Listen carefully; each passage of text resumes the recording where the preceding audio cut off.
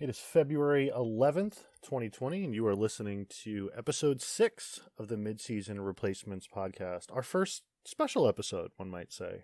I am your host, Randy Dankievitch, the man behind TV Never Sleeps and the TV editor of Stomp.com. With me, as always, my prestigious co-host, Sean Colletti. What's up, Sean? Oh, not much. I don't think it's possible for me to be more excited about this episode. If there was a way to define our wheelhouse, so to say, I think this is it. I think we have found our nirvana when it comes to thinking and talking about television way too much. Yeah, what you're going to hear is us gushing about a lot of wonderful things. And I feel like, more importantly, some types of people that go underappreciated just because when we watch films and TV, the first and second things that we latch onto are actors and directors. And of course, these things are composed by much more than that. And our topic for today, I think, delves into some of that. Before we get into the violence, though, I would like to mention that you may have noticed we have music this week. Our opening song is titled Curtains. It's written by Ryan Elliott of the band Ancient Fears. Check them out. They're on Facebook, Bandcamp, Spotify. They are, as I've been told, because Sean is the expert of this genre here, they are a sludge doom metal band from Los Angeles. Yes. One of the best friends I've ever had. He's the guitarist of this band. But works with much more than just the one instrument. So we hope you enjoy the intro music. We certainly do. So thank you, Ryan, for allowing us to feature it on our podcast. Yes, it is appreciated. If anybody else has music they want to send us to show on our podcast, is terrible. Or if you have any comments, questions you'd like us to answer on the show, our email is midseasonreplacements@gmail.com. You can also find us on the Twitters at RJDank. The show is at midseasonpod. The website's at Goomba Stomp with a 0 instead of the letter O. And, we're on all the places, YouTube, Spotify, all that good stuff.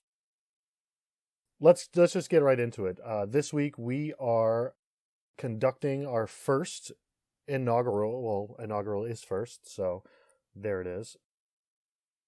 We're making our first picks for what we are calling for now the TV Action Hall of Fame. The last, I'd say 10 years or so have seen a real, I don't know if it's a renaissance or a revolution of action on television. I really wasn't around I wasn't around at all for the era of Westerns in the 50s and 60s of the spy shows of the 70s, so the early 80s, like Miami Vice era cop shows. I didn't watch any of that either. But I think during this age, we've started to see a resurgence of action-based television, or even just well-done action sequences that are kind of on par, if not better than what we see in film today. So we wanted to, we've been looking for a way to kind of talk about it and find a way to honor the things that we love and appreciate. And so this is it. We are starting our own Hall of Fame that will live on the internet. I don't think you haven't taken any leases out on any large buildings or anything recently, have you, or old warehouses? Not yet. We'll do some crowdfunding and rent out of space so people can come visit our Hall of Fame. It definitely won't be where I live in Portland, Maine, because it's expensive to live here and apparently very expensive to buy property, because all I see are very expensive condos being built here. But that is besides the point. We are here to talk about the best action on television. Like I said, this is the first time we're doing this. It's not going to be the only time we do this, so because there's just too much good stuff to talk about. So we've narrowed it down a bit. We are going to be inducting, kind of broke it down into 3 categories. There's great sequences, there's great action episodes. Some of those may have some sequences in them, but they're largely, we're separating them out from, direct sequences. That way we can include more things. And then at the very top is our great Pantheon of action series. This time we are each picking, Sean and I have each picked one sequence and one episode to induct into the Hall of Fame. We've agreed on a third for each category, and then we have made a consensus pick for the first show that we are putting into our vaulted, respected, well-honored Hall of Fame. Yeah, the reason we're doing only one series is if we end up doing this annually, biannually, however often, because it is something that we want to return to. I think, yeah, keeping it at one series makes sense, just in case, this next decade doesn't have as many great action series as have appeared in the last 10 years. But just in our initial conversations leading up to this episode, we definitely have probably like a dozen that we were thinking about for this discussion and for this pick. But we did come down to the one that ended up winning pretty easily, actually. Yeah, I don't think it will be the show that people thought it was, but considering what Banshee has meant to you and I as professionals, as colleagues, it was one of the first shows that we ever discussed together, and I think it was one of the first, shared points of reference and fandom that we had. And like any other relationship in this industry, that's kind of what these things are based on. Stuff like this, people look at it as a job, and it is. We have to do research and watch a lot of stuff and come up with somewhat coherent thoughts. But at the end of the day, we're still fans of the material, and I think the show that we have selected reflects that in a lot of fun ways that are not just interesting in theory, but, personal to both of us. Incredibly personal. Banshee was the first TV series that I ever reviewed. This was when it debuted in, I think, January. So, by the way, we're picking Banshee. Sean just let us know. Banshee is the show that we are inducting into the Hall of Fame. Yes, which debuted in 2013. I have such a deep and a wonderful relationship with the series as you do. It was one of the only ones where I felt like I needed to talk about it at length, episode by episode, whether that was in written form or via podcast.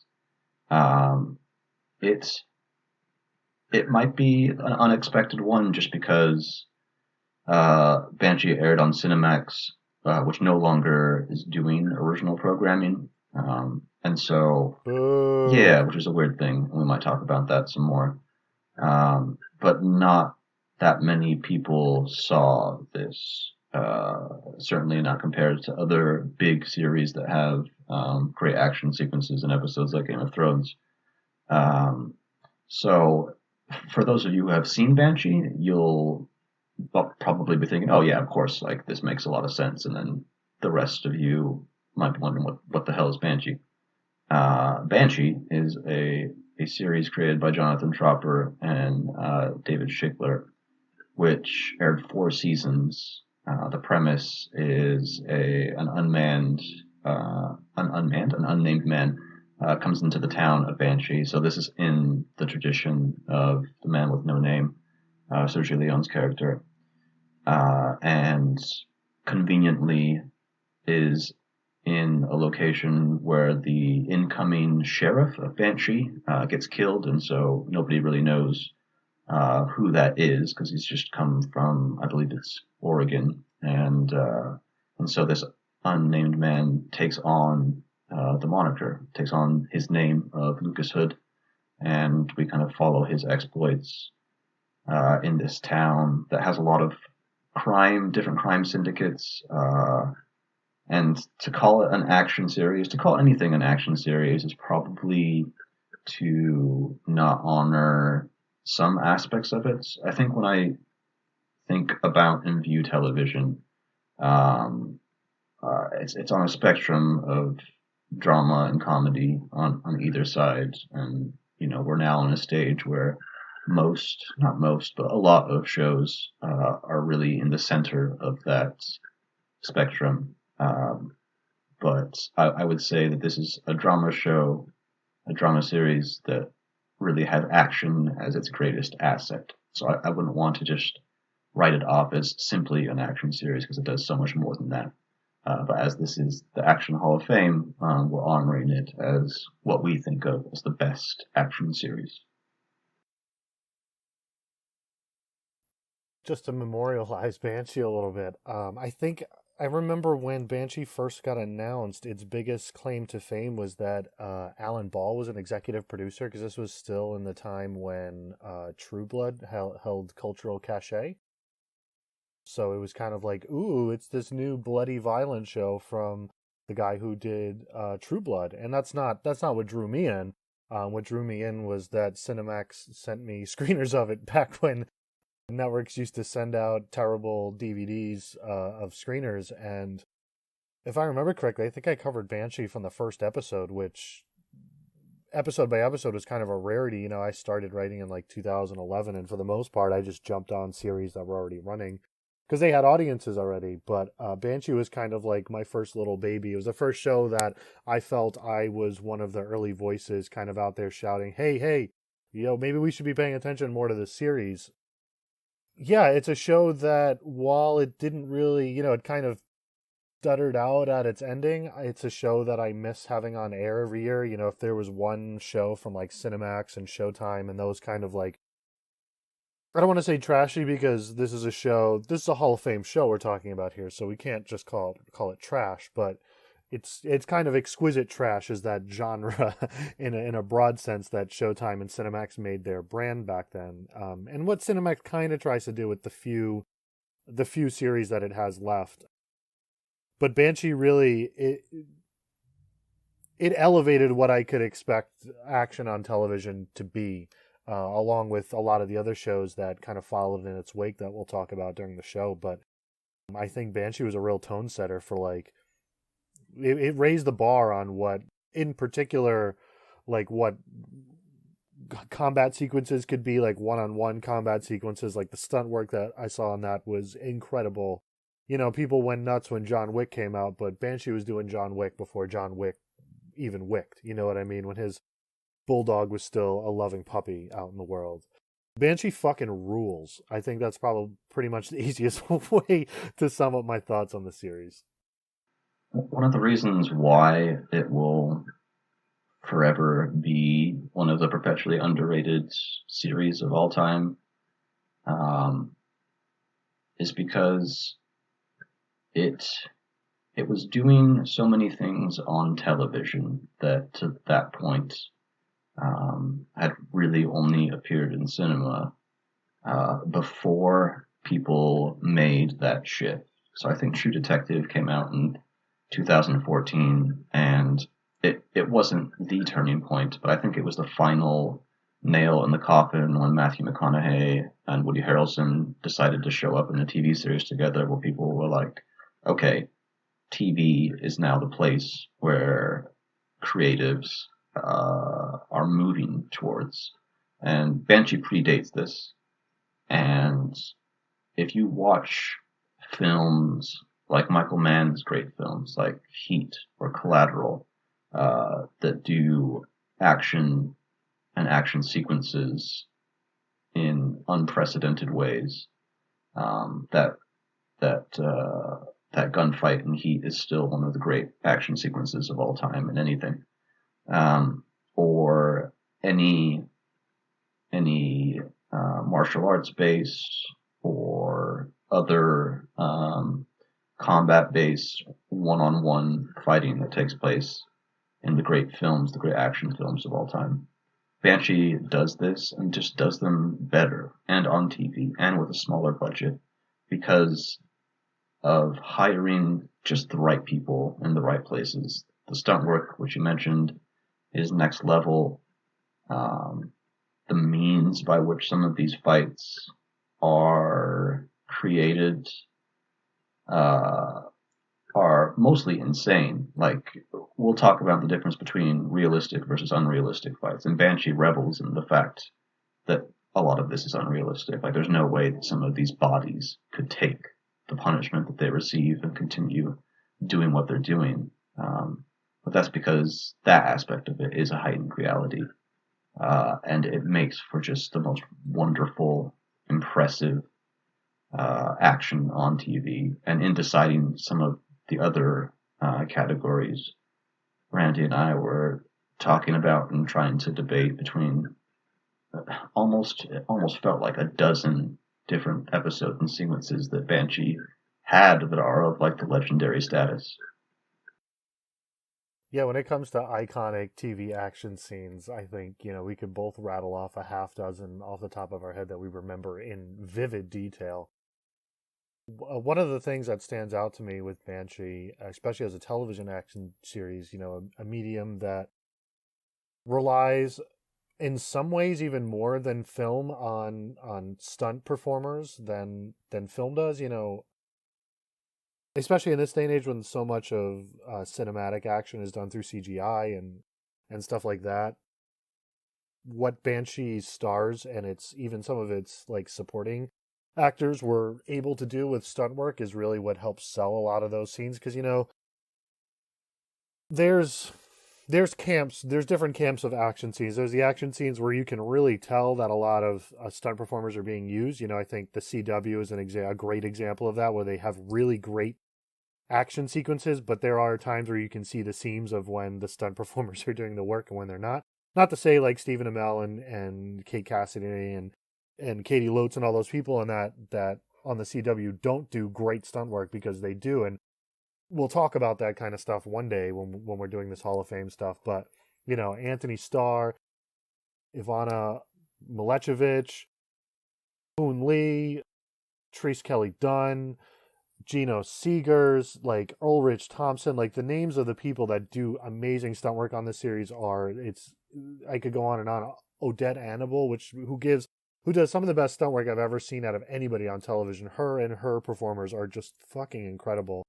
And I think that's one of the things that just elevates it, is that because we get that visibility of seeing the actors going through the work, there's a certain emotional attachment that we have to their performances, which may sound a little detached considering how much work the stunt performers do going into this, but we are going to highlight those people.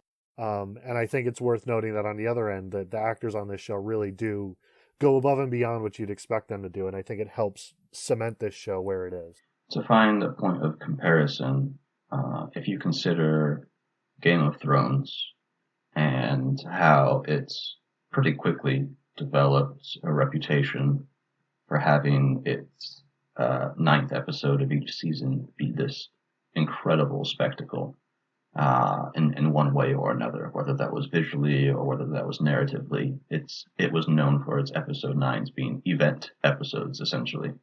If you've not seen Banshee had the equivalent, not in any specific number during the season, but in terms of the amount of that kind of event-based fight sequence. Like, these aren't just simplistic, relying on lots of cutting.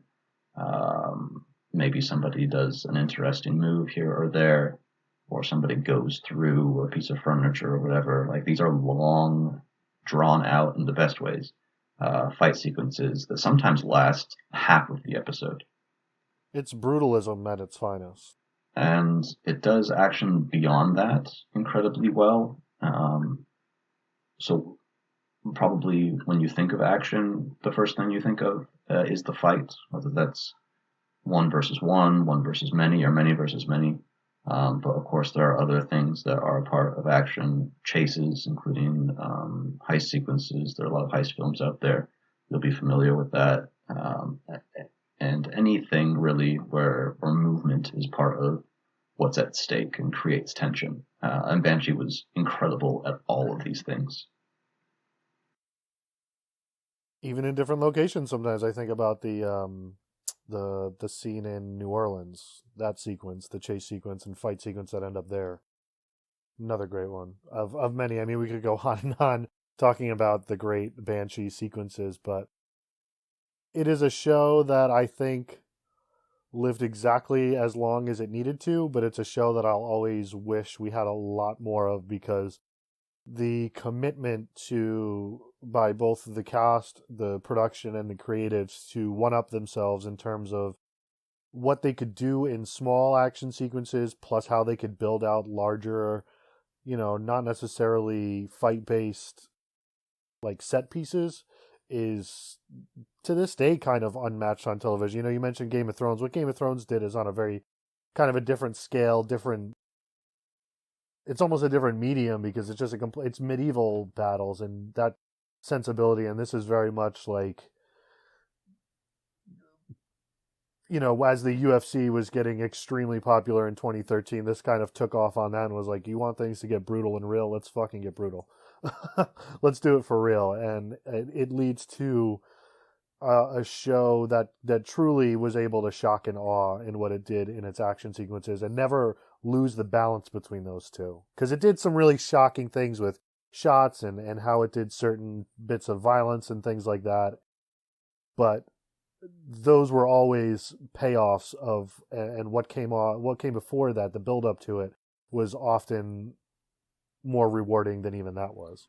Yeah, at the end of the day, there couldn't be a more deserving show for this pick just because we're specifying that this is the Action Hall of Fame. If this was just generic TV Hall of Fame, Banshee wouldn't be on the first ballot.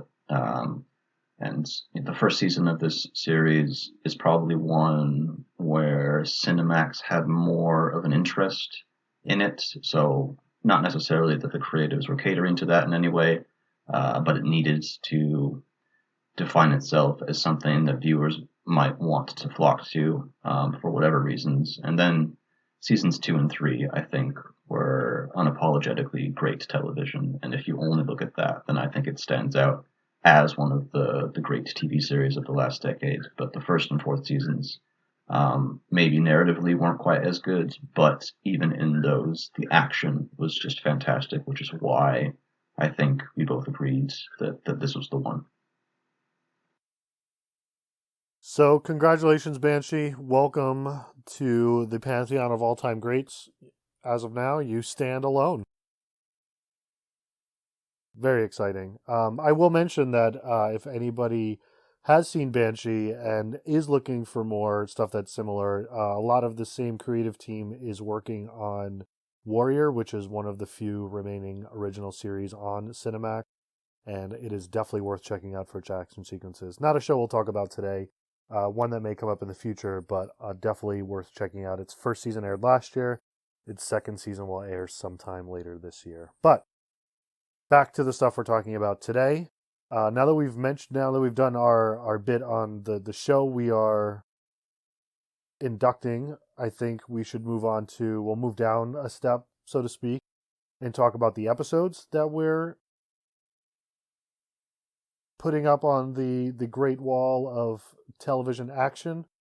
Like I said before, we've each made one personal pick for the list, and then a third consensus pick, which I think we might as well just start with that and continue our conversation. Our consensus pick was Banshee's Tribal. It was episode 5 of season 3. It was directed by O.C. Madsen. It was written by Adam Targum. The cinematographer was Chris Schenk. I'm believing I say that correctly. And then also worth noting, the stunt coordinators for this episode were Dave Macomber, Toby Holguin, and Marcus Young. So for those that are unfamiliar with it, Tribal is the episode where, and for those who did watch the series and don't remember what episode that is, it is the series where the Banshee Police Department building is attacked, I guess is the easiest way to say it. There's a siege on the building, and it is a lot of what Banshee does well, but it was kind of eye-opening, and that Banshee it was the moment where I realized that Banshee, when it came to action sequences, could really do anything.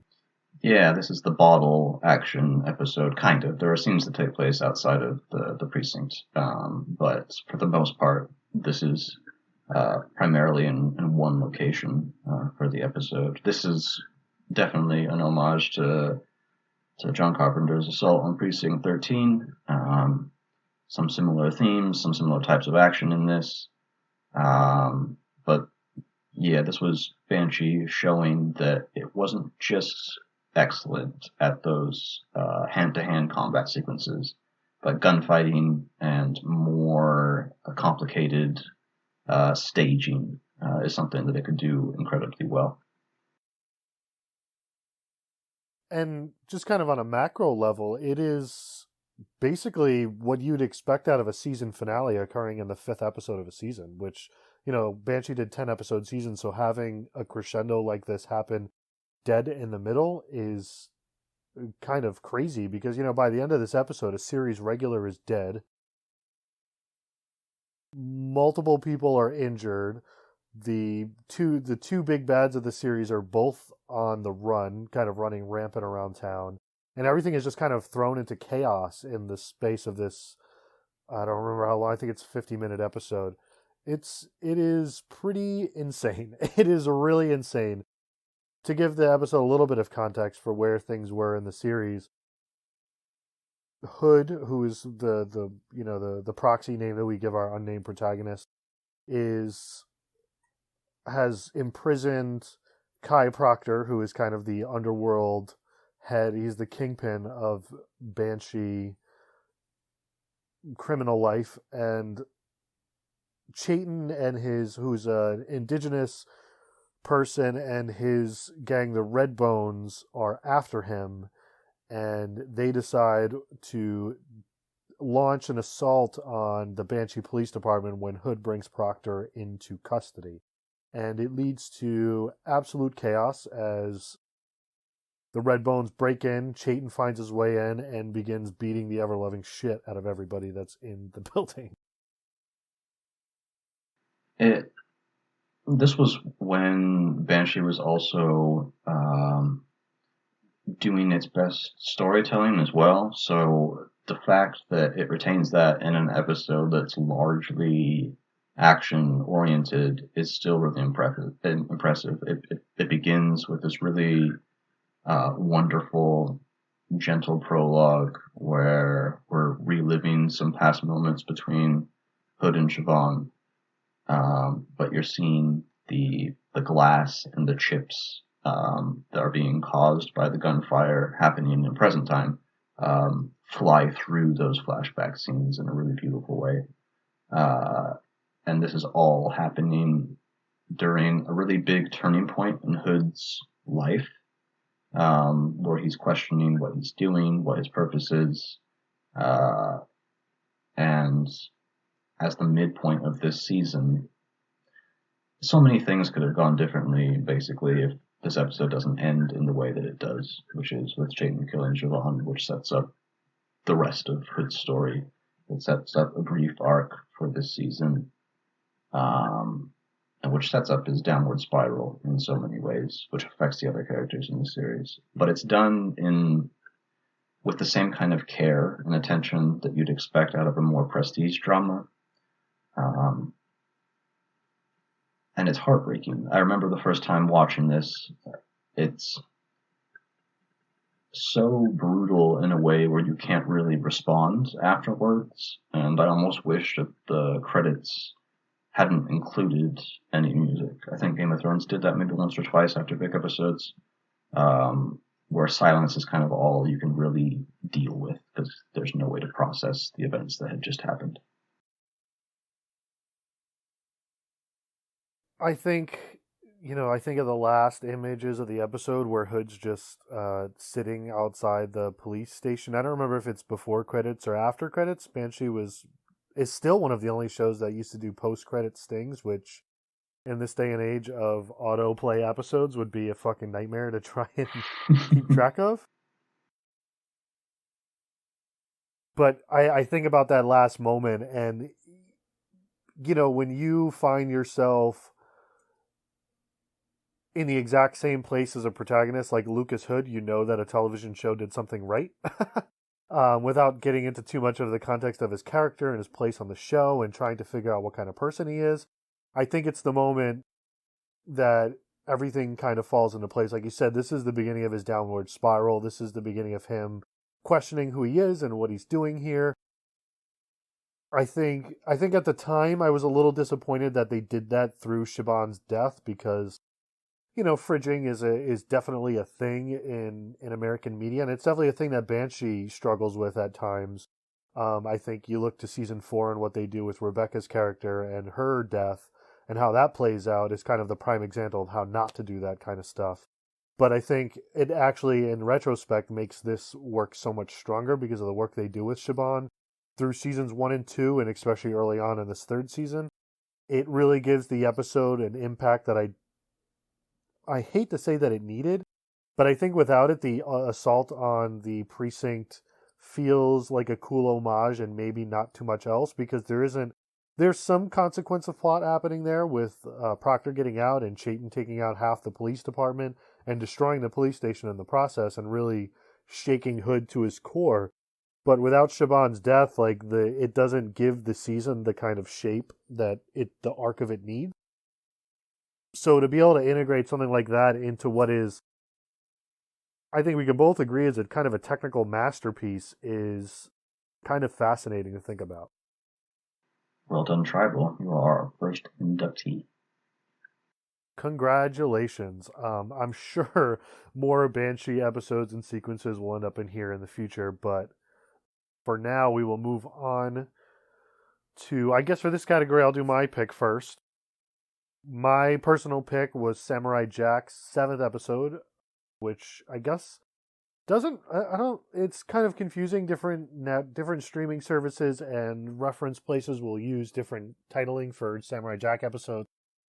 This is Chapter 7 of Samurai Jack, otherwise known as the episode with the 3 blind archers. Originally, I had selected this as a sequence because of the second half of the episode in particular, but the more I think about the episode as a whole, I think it really stands out as a real great showcase for everything that Samurai Jack did well. Not just as an action series, but just as a series in general. Like the way it uses sound to convey action and movement, the way it uses jump cuts, or just the way it cuts an animated series is kind of incredible. Because, most animated series are, especially, Eastern animated series, follow kind of they have a protocol for kind of how scenes are filmed to minimize the amount of work that needs to be done in the animation. And Samurai Jack kind of is the antithesis to all that, because it does everything that it can to use its other aesthetics to give meaning to its imagery, which is a lot of it is just static imagery. A lot of it is only has part of it that's a moving image. Like a lot of it is very traditional animation, but with this really modern sensibility for sound and movement and editing. And I think Jack and the 3 Blind Archers is kind of it's the peak of that, even though it is the 7th episode of a series that runs 5 seasons. I think it is the best at what it does that anything in the series does. You have the opening scene with the army coming up and Jack watching as, there's no real sight of the archers. He just sees a bunch of arrows take out all these people silently. So he spends an entire season in the woods trying to figure out how to get up there. It literally cuts from like the middle of summer or late summer or something into the middle of winter. And after he fails, we get a great training montage, which I don't think, by the way, an Action Hall of Fame sequence would be complete without a training montage. So we get a sequence of him training with a blindfold on, and then he, in one of the coolest sequences I've ever seen, he decides to siege the tower that the 3 blind archers are on and takes them out without making a sound, without using his vision, and basically without hitting them. It's kind of a crazy sequence, the final 3 minutes of that episode, when you just kind of take it out of context. I think you would agree, Sean, as a fellow fan of Samurai Jack, that this is, if not the pinnacle, Samurai Jack reaching towards the highest form of its art. It's hard to describe how much I love the series, and it's really difficult to try to convince somebody who has that natural bias towards animation, or not even necessarily bias, maybe just ambivalence, and just naturally thinks, oh, there's a threshold to what animated series or animated films can do emotionally, artistically. Genndy Tartakovsky, who's the creator of this series, is, in my opinion, one of the few legitimate geniuses, and I don't use that word lightly, in television. And Samurai Jack, I think, is his opus. Watching some of this is a series. How dare you?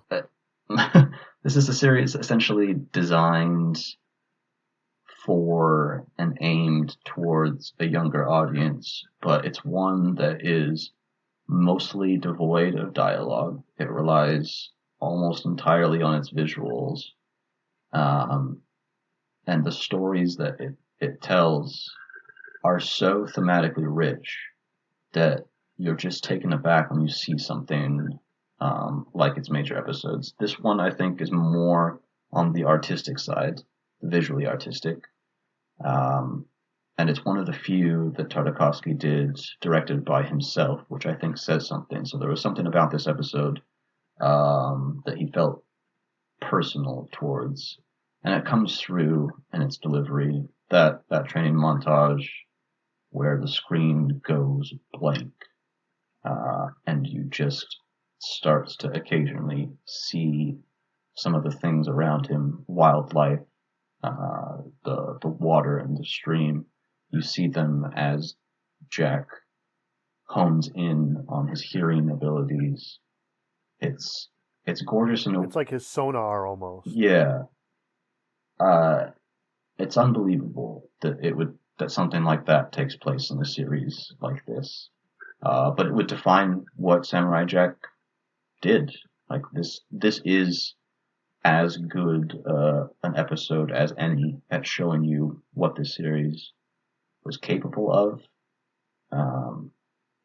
The heights, the artistic heights it achieved, and it shows you, I guess, Tartakovsky's interest in television as a medium for storytelling. There really isn't anyone else like him, I think. I think Jack and the Three Blind Archers is kind of the creative precursor to Primal, the most recent series he did, which is a series that's basically dialogue free for its entire run. I don't remember if it's 6 or 8 episodes or how many episodes it was, but this is, you can see the idea for Primal forming as Jack and the Three Blind Archers carries on. And I think the 20 minutes, like you said, are as representative of what Tartakovsky's interest in the medium of animation and television as a art form to express movement and action is. It's phenomenal. I guess I should mention before we move on, I didn't go through the technical aspects. You mentioned that it was directed by Genndy Tartakovsky, who's the creator of the series as well. The episode was written by Mark and Brian Andrews, and the art director on the series are Dan Kroll and Scott Wills. I should have mentioned that at the start. Boom. Samurai Jack, welcome to the Hall of Fame. And the Three Blind Archers, who get a couple cool shots of their own with their ears ticking back and forth and looking all sweet. Right. I guess that brings us to my pick. And our last inductee for episodes. This was a really difficult decision because I was thinking about maybe 2 or 3 episodes from Game of Thrones that probably deserved the spot. The one that I went with, though, is for reasons of establishing what Game of Thrones would become and what it would go on to do. So this is season 2 episodes. This is early on in Game of Thrones, season 2, episode 9. Again, with the episode 9's Blackwater, which was directed. This is the Dream Team, directed by Neil Marshall and written by the author of the source material, George R. R. Martin, who wrote an episode for each of the first few seasons. The cinematographer was Sam McCurdy. The stunt coordinator was Paul Herbert. The reason why I think this is more important of a first inductee than something like Battle of the Bastards is because it was the first Game of Thrones episode which got rid of its storytelling structure of being in multiple locations, telling multiple stories through multiple characters' perspectives, which is how the book operates, and focused just on the events happening at King's Landing, which was something that I guess we didn't really think would happen with Game of Thrones, just based on the precedent of the first 18 episodes. And it was the first one, where we realized that the scale of this, even on a TV budget, could nearly match something like the Helm's Deep battle in the Two Towers, which is what I think this one is an homage to. I think it's the first TV episode too where I realized like, oh shit, TV episodes can actually have real budgets.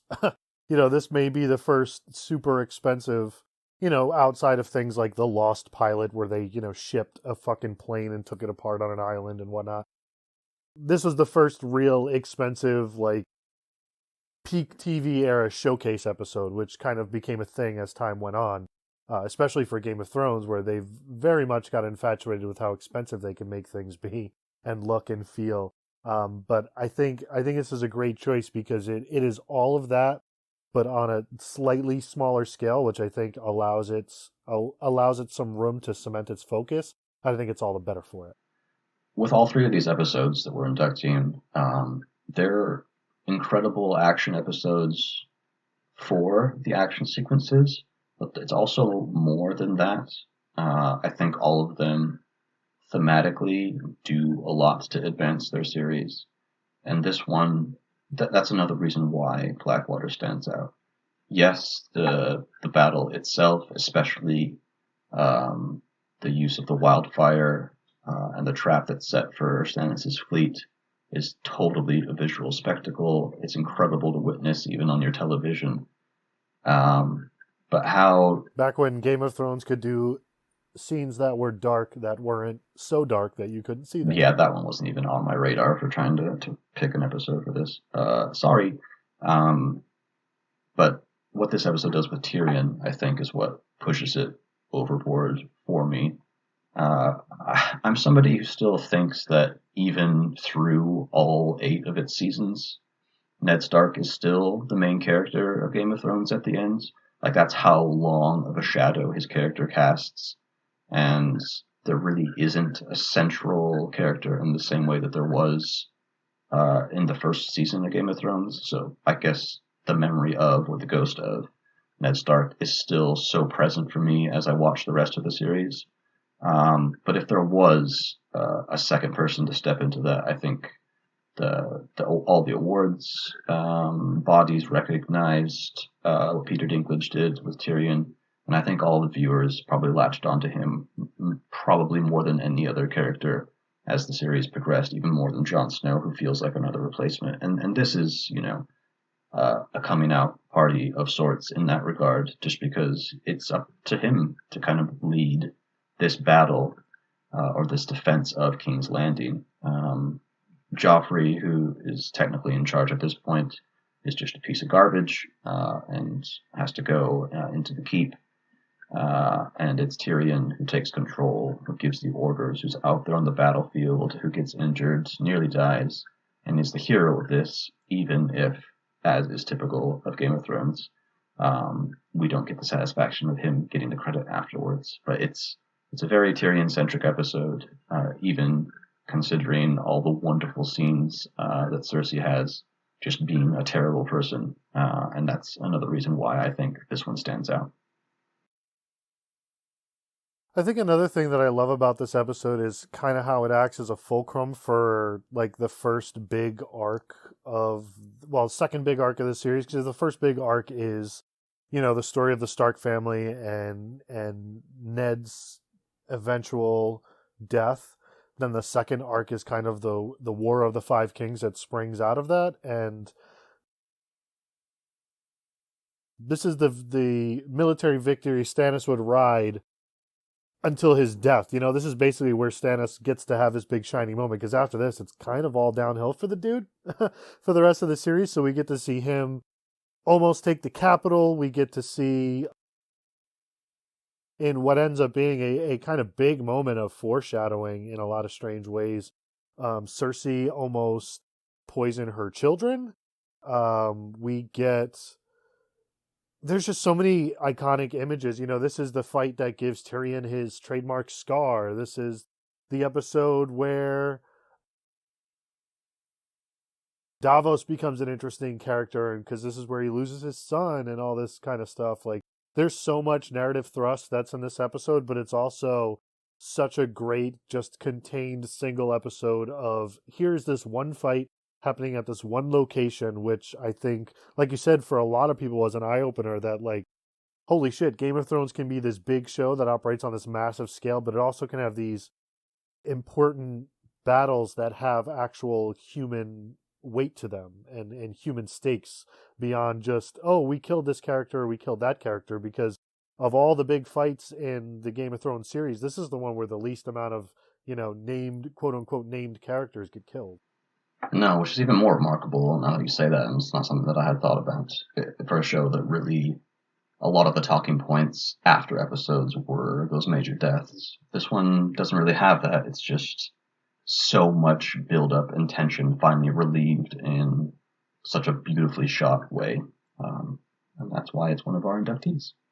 Okay, let's move on. We've got our 3 episodes. We've made our pick for the show. So let's go down another layer and really dig in on our 3 sequences we will be inducting. I think sequences is kind of a loose term that we're using to define here. This can be a 2-minute long scene. This can be a 10-minute long scene. If it's episode long, then that's when we're going to move it to the level of something like Blackwater or, Jack and the Three Blind Archers. But this is kind of where we can appreciate television action as its own art form, as something that can offer us something a little bit different than what we get on film, but also still have the qualities that make, action films so much fun to watch. I think television allows us a level of intimacy. Maybe it's just because we get to spend more time with characters, but I think the stakes for most action sequences on television series, especially the ones that we're talking about that have serialized storylines, are more impactful because they just have more meaning to them. There may be exceptions to the point. I think at some point, if you watch all of the DC CW shows, you may just, the action scenes may just start running together because they have to do them every week. But I think for these 3 in particular, these are sequences that showed us what television can do with action as its own separate art form. Yeah, these are all exceptional sequences for their respective series, and all 3 of these series do action well. But I think all 3 of these are standout in ways that they do things a little bit different than what these series are known for doing. Maybe with the exception of the first one, but this first pick, I think it was just announced itself and it came out swinging. Yeah, that first pick is Daredevil, specifically a scene from the 2nd episode of the series, which was titled Cut Man. And we're talking about, you may be able to hear my dog drinking water in the background. I apologize. She's loud at times and very thirsty. As thirsty as I am for this hot action. Specifically, what we're talking about is the hallway fight that closes the episode. Daredevil's a show that kind of made its bones on its signature action sequences. After this sequence kind of brought in the audience, this was the scene that they said, hey, look, you should watch this show. And instead got 13 episodes of semi-boring, repetitive legal drama. Different story. Different issue. But, season 2 would kind of open with a similar scene that upped the stakes in an interesting way. Season 2 itself is just kind of it is action as an entire season in a way that season 1 and most of season 3 is not. But anyway, Cutman, the sequence in Cutman. First, the technical stuff. The director of this episode was Phil Abraham. Writer was Drew Goddard. The cinematographer was Matthew J. Lloyd. Stunt coordinator was Philip Silvera. And I think worth mentioning in particular for this episode is Chris Brewster, the stunt double for Daredevil. With the way that this sequence is edited or may not be edited, I think there's some camera tricks going on here. It is difficult to tell what is being done by Brewster as the stuntman. And it's hard to tell who is what parts Charlie Cox are doing, but I think they're both worth mentioning because this is a pretty fucking awesome sequence. For those that aren't familiar with it, Daredevil gets jumped by like 6 dudes in a hallway and proceeds to fight them off one by one. Well, not one by one, he fights them all off at the same time, but unlike most action, either television or cinema, where a couple punches will take a guy out. This is the real action sequence that I think inspired a lot of John Wick, because this fight sequence lasts for, I don't know, 3 or 4 minutes at least, and it is definitely a fight of attrition, and it is one where by the end of it, everybody that is in it is extremely exhausted, and I think that's what gives it its weight and its kind of its significance, is that this fight sequence starts off with a lot of speed and a lot of brutality, and it dynamically shifts those knobs as the scene goes on, so that way by the end, everything is all weighty and heavy and tanky, but everybody is so beat down. It's a phenomenal sequence from end to end. Yeah, this is the difference, which we mentioned earlier, between something like Banshee, which revels in how it can be unrealistic and still so engaging, versus Daredevil, which this feels incredibly realistic in how they portray that exhaustion, and that pain that comes with each blow. This scene also flies in the face of what I was told in screenwriting class, which is to come into a scene late and to leave early, which makes a lot of sense in most storytelling contexts, but maybe with stuff like action, there's wiggle room there, because this takes a moment, like a good breath, to set up just the physicality and the location of the scene. We don't get Daredevil at the very beginning. We get to see all the other people that he's about to kick the shit out of, and we get to see the layout, basically, of this hallway and its various rooms. And then after the fight, we linger on the same shot as he goes in to rescue the kid, which was the whole point of this. So I find that really interesting as well, that there's kind of this inhale before everything kicks off, and then there's the exhale. But it's still so tense throughout. Like, you can tell as soon as the scene begins, even though we don't see Daredevil, that it's gripping in a way where you kind of forget to breathe.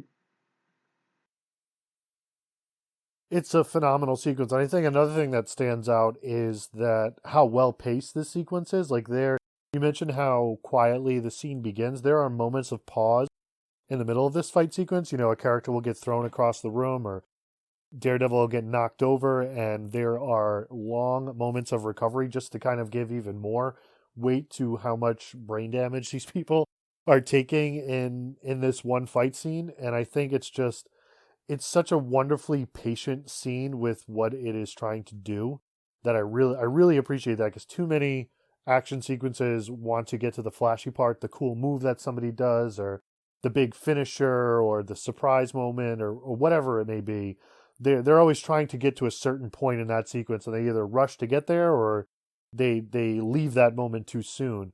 And I think this is just perfectly balanced between finding those little intimate moments of violence and capturing kind of the breadth of what one interaction would be from beginning to end. Unfortunately, Daredevil would very rarely be quite as good as this, but that doesn't stop us from recognizing just how brilliant this sequence was. And I think one of the fun things about Daredevil, while it struggles out a lot of stuff, is that how it uses this sequence kind of as a template for what it does later on. There's a scene, like I said, there's another hallway scene in season 2.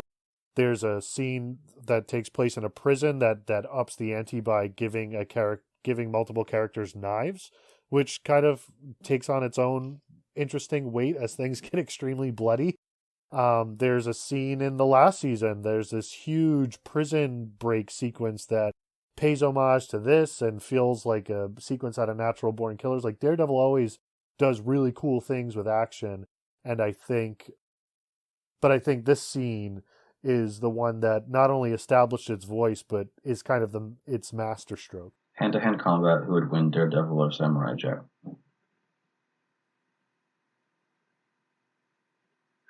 So I think I'm going to quote The Dark Knight Rises on this one. Samurai Jack adopted the darkness, but Daredevil was born in it. Damn. So true. Boom. I mean, he wasn't really born in it. He got blinded when he was 11, blah, blah, blah. You know what I mean? Yeah. All right, so we did my first pick first. We did my individual pick first last time, so we'll go with yours first for this next one. So, my pick for the exceptional action sequence comes from a show that is not known for its action at all.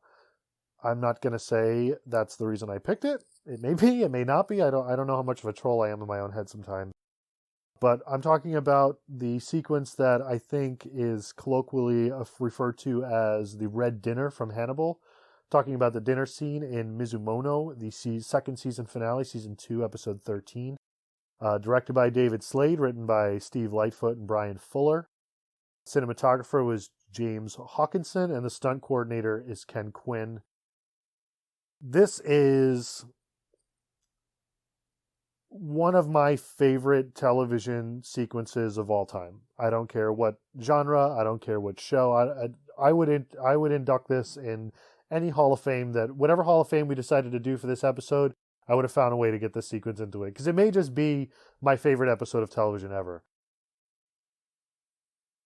And the last 20 minutes, which kind of begins when Alana is getting thrown out of the window and Will is arriving at the door of Hannibal's home, it's a stunning work of art. I mean, it transcends television and what it does. I mean, it's a scene that's hinted towards from the first episode, the first scene of the second season, when we see what eventually will be a much longer fight between Jack Crawford and Hannibal Lecter. And I think in isolation, that sequence alone is worth mention, because it is as brutal as a Banshee sequence. It is as well choreographed as a Daredevil sequence. And it's mostly done by the stars of the sequence. Who are the two names of the actors that I am totally spacing on? Mads Mikkelsen as Hannibal, and Lawrence Fishburne. You gave me a chance and I failed miserably to name the actors. Do a lot of great work. It's a really brutal fight scene as they fight across the kitchen and then fight over a knife, and then eventually Jack gets stabbed in the neck. And that's where the first scene of the season ends, is with Jack getting stabbed in the neck, locking himself in Hannibal's wine room. But there's so much around that, and I think the reason I wanted to nominate this was just for the breadth of what it's able to do. It has a great fight sequence. It has a sick chase sequence. It has a massive narrative surprise when a character we thought was dead comes back out of nowhere. And then it has one of the most brutally surprising endings to a season ever, as Hannibal just fucking destroys everybody that's in his house, walks away in the rain, and the season just ends. It ends with Will Graham having been gutted by a fish knife. I think it's called a carambit is what the knife is called. He rips open his intestines. It's the most violent, dramatic, epic breakup sequence I've ever seen in anything, ever. He rips his stomach open, pulls out the girl, the dead girl he's been agonizing over. Then he kills her. Then he pushes a woman out the window. Jack's in the back bleeding, and he just walks out the front door in the rain, takes a moment, and then the season just ends. There's a post-credit sequence where we see him on a plane with Gillian Anderson, and it's oh fuck. But the oh fuckness of everything that comes before it in that 15 to 20 minutes is unparalleled by anything I've seen on television. Hannibal as a series used most of the action that takes place in Hannibal, and the violence as well, usually happens off screen. We see the violence because it's presented after the fact a lot of the times in these really elaborate presentations, but a lot of that stuff that happens sometimes in flashback, it cuts before the actual violence is shown, which is what makes Mizumono so important and so different from the rest of the series, which is what you said. It is unlike anything, but it's still everything that the series does well throughout. So of the sequences and of the episodes, this is the one that I think maybe from a technical standpoint isn't as impressive as some of the other inductees. But if you consider basically anything other than it is great technically. Don't get me wrong, but everything other than the technical stuff is just so next level. You said that this might be your favorite episode of television. If it's not my favorite, then I'd really have to think about what is. Like the big episodes of the big prestige dramas, like Ozymandias from Breaking Bad or The Suitcase from Mad Men. These are things that are held in such high esteem, and I think Mizumono dwarfs them. Um, and it's biased because this is my favorite show of all time. But it is what it is, and the action in this is done so beautifully. You mentioned that the defenestration of Alana Bloom, which happens after we come back from a commercial break, set to the Goldberg variations, which has been a through line for a lot of this series. It's something. It's one of those instances where I can't listen to that piece anymore without thinking about this episode and this sequence. Whenever I hear that music, I think of the shot when Hannibal looks at his kitchen knife and sees Jack Crawford in the reflection. Every time, that's the image that comes to my mind. And so whenever I hear that music now, it's just that tortured image playing over and over in my head, which, thank you, Brian Fuller, for that, I guess. You called this a breakup, and that's another aspect that elevates this beyond belief. I said, I think it was last week, or I've said it before, that to me this is ultimately a love story, and season 1 is kind of the wooing between Hannibal and Will, and this is kind of the courtship, which leads to the breakup, as you said. Like this cuts off that relationship in ways where it can no longer be what it was, and the way that it's done, the way that it's shot, is in the same way that you might shoot a love scene. The physicality between Mikkelsen and Dancy, the way that they embrace is like how you might shoot lovers embracing within another context. And the Brian Fuller's eye is so beyond anything that I can understand that he recontextualizes it in this setting where it's mind-boggling. Like this whole sequence, this whole episode is mind-boggling. How good it is, how smart it is, and how well executed it is in every aspect. And because it is kind of the key action sequence of the series, there are other moments in other episodes where we do get a good bit of action. And in season 1, even early on, there's this kind of basement sequence between Will and one of the bads for the episode that I think is really beautifully shot and very tense. But there's nothing on this level for Hannibal. And because Hannibal is kind of in a league of its own, that means that there's nothing else on television, I think, on this level. It really bums me out that the only thing we've seen from Brian Fuller since then was some of the first season of American Gods and framework of Star Trek Discovery. Like, I don't know what it is behind the scenes that leads to him joining and leaving these shows as frequently as he does, but to think that the guy behind Mizumono is not actively working on something in TV right now is a bit of a bummer. It's kind of crazy that he found creative satisfaction on NBC somehow and wasn't able to do that with Starz and CBS All Access. Yeah, to think that, when you stop and think about how Mizumono aired on NBC, like actually aired on NBC, an American broadcast network, and the things that it does in that episode, I think for just further cements its place here as just one of the best things that has ever happened in the medium of television. How do you follow that? How do I follow that with my individual pick? I'll tell you how. We talked about Samurai Jack, and I used the G word when it came to Tartakovsky. Tartakovsky is one of 2 directors who predominantly work in television, who I think do action as good as any film director, as good as any director at all. Like if I were to trust any person to direct a sequence that needed some creativity with its action. Tartakovsky would be one of them. Greg Yaitanes would be the other.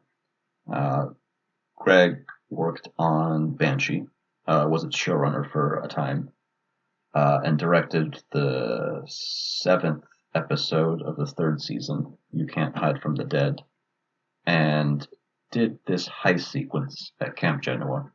I'm sorry if you're sick of us talking about Banshee, but I'm not actually sorry, because this is brilliant. And hey, it's the only show in the TV Action Hall of Fame. That's true. It deserves to be in all these categories. This sequence is unreal. It is shot through GoPros attached to its 4 POV characters, and otherwise shot through, in the episode, what are used as security cameras around this camp. And it's just the Banshee crew going in and trying to steal money, not an uncommon thing to happen in the series. But the creativity of this and how it's executed. I think about things like the long shots in Alfonso Cuarón's Children of Men, or just this year, Sam Mendes' 1917, which has the illusion of being shot in 2 incredibly long takes. That kind of unbelievable creativity and execution that's present in this 20-minute scene in Banshee. That happened 2 weeks after an episode that we literally just inducted into our Hall of Fame. And deals with that episode in really important ways. There are 2 moments during this 20-minute sequence which we get parts or shots that aren't through a camera. The second one is not of note. The first one, though, is when Hood, while Job is getting beat up, is struggling with his grief for Siobhan's death. And we see her in the camp with him. He's imagining this, it's a ghost. And it makes so much sense, and it's so remarkable that that's the moment that we take away, that we move out of that perspective, that objective perspective that's filtered through cameras, to get his subjectivity. And it's important that that's one of the only 2 times that happens during this 20 minutes. It shows how meaningful her death was, that she is following him into this context in which he should be so preoccupied with what's going on. This is something that he's used to doing. It's something that he probably gets a lot of joy out of doing. It's something that he's very good at. But maybe in that sense, it's something that he can kind of operate on autopilot, that he's so used to being this incredible thief, that there is time for him to think and feel what it is he's going through. It's a really beautiful, heartbreaking, maybe 30 seconds that breaks up this otherwise insanely tense sequence, where the things that happen on screen, the choreography, the timing that has to go into certain movements, I still don't understand how it was executed, and executed so well. Maybe this episode isn't as brilliant as Mizumono as a whole, but in terms of creativity and how the action is presented, I can't think of another thing that has aired on television that impressed me, that in a way that just surprised me, I guess, took me aback, made me think, can people actually do this in TV? Nothing has created that reaction for me. Well, I don't think there's, at least on this kind of intimate technical level, like I think you could argue the things that Game of Thrones does technically are kind of revolutionary on their own, but I don't think I've seen anything attempted even that what's done in this episode. Like obviously nobody's done these long extended, night vision, GoPro, like piece together sequences like this specific format, but like something this ambitious, even on just the very basic structural level, I don't think I've seen since then. Itanis went on to work on Quarry, which is another Cinemax series, and did Manhunt, which was about the Unabomber. And just watching his work, he won an Emmy for House, and has worked on other TV shows. Like, if you were somebody who was interested in learning about what makes a great director, like, I think you learn that through watching things in the same way that you learn about good writing by reading things. Your best way to do it probably isn't to actually study it with like reference books. It's to actually immerse yourself in the artistry. And I think watching episodes of TV directed by Greg Itanis helps you understand what makes good direction, and not just, technical execution, but the thought process behind, oh, here's this thing that we have on the screen play. How can I put this onto the actual television screen in ways that will kind of wow the audience, in ways that are creative, in ways that are interesting, in ways that are challenging. By doing it this way, like, you don't get the benefit of, having other crew in there to light scenes in the way that they might otherwise light them, to have microphones where you'd like to have them, ones that might be mobile. Like, you can't have that moving on the screen with these characters because you're seeing like CCTV footage basically, and you can't have all that external stuff that's usually off camera in something that's shot like this. It's unprecedented. It's unbelievable. I haven't seen anything like it since, and I just watched it again before we started recording, just so that it was even more fresh, and I can't recommend this enough. And, if you only watch this sequence of Banshee, that's fine. You should watch more of it, obviously, because it's our first inductee into the Action Hall of Fame. But this shows you that it's a series that's interested in action in ways that aren't just, oh, isn't this cool? Like, this guy beating the shit out of this other person. It's so much more than that. So, just very briefly, let's talk about the run of just action sequences that Banshee has in this third season. So we have Tribal, we have the assault on the precinct. The next episode is when the Feds and Hood separately try to take down the Red Bones. Then that is followed with the heist episode.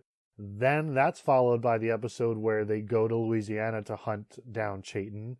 Then we have the episode where Kai overcomes his captors, and then we have the episode where the two of them team up and do an assault on the compound at the end of the season. Not to mention, it's a fucking incredible run. Not to mention episode 3 from this season, which has two of the greatest action parts.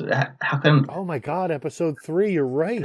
It's Hood on this moving truck. Is that, I'm thinking of, that's the bulk of this, right?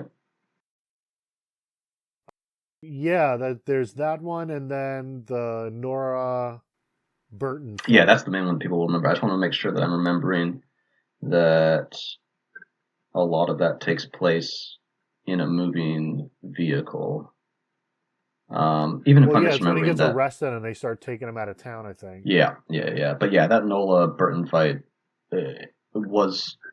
I knew I was going to pick a Banshee one for this sequence pick, and it was between the heist and Nola versus Burton, which I'm sure we'll talk about in a future Hall of Fame episode. But yeah, this third season was ridiculous. Just insane television. So I think that wraps us up for the day. I think our first induction is complete, right? We made all our picks here, so I guess I'll just review our picks real quick to sum things up. For our exceptional action sequences, our inductees were the hallway fight from Daredevil's Cutman, the Red Dinner from Hannibal's Mizumono, and the Genoa heist from You Can't Hide from the Dead of Banshee. Our exceptional episodes were Game of Thrones Blackwater, Samurai Jack's Jack and the Three Blind Archers, and Banshee's Tribal. And then, of course, our exceptional action series going into the Pantheon of all-time great action series is Cinemax's Banshee, a well-deserving inductee. Yeah, and I can't stress enough, based on this episode, like, please do message us feedback about the show, great, but also, like, looking forward to more Hall of Fame stuff. Like, let us know if we're forgetting things, because there's probably some things that we have not seen, but I will say that we did consider at least a half a dozen other shows for some of these entries, and ones that you might not think of. So, like, comedy series that have, like, weird one-off incredible action sequences. But let us know your picks so that we fill in blanks where we need to. Yeah, that's something worth mentioning too, that this is not something we're just going to do as a one-off. Like, this is something that we talk about a lot. I think this may be the thing that you and I connect most on, is talking about action on television, either action or niche existential nonsense. I think those are kind of our two genre, our forays of expertise. So yeah, this is something I think we're gonna keep doing at least one more time this year. So if you have suggestions, stuff we should watch, stuff you think we should mention, feel free to send it along. I think that's it this week, Sean, unless there was anything else. Do you have anything you need to get on your soapbox about, or any other action TV you want to mention before we leave? Just a big shout out to, even though it wasn't my favorite film of the nominees, Parasite just won Best Picture, and it's really wonderful to see an international film win Best Picture for the first time. Yay, good cinema. Yeah. Yeah. We'll be back next week to talk about some more stuff. This week, what can you watch this week? I have a review of Hulu's High Fidelity remake up on the site. That premieres on Hulu. I think all 10 episodes drop this Friday. Maybe we'll talk about the Sonic movie next week, because I'm sure that's what everybody's doing for Valentine's Day, is going to see Sonic the Hedgehog in theaters. We'll definitely talk about Netflix's Ozark and Glow, but I'm sure we'll find something else we can talk about for at least an hour next week. Thank you for listening. Yeah, until then, go enjoy some television. And stop.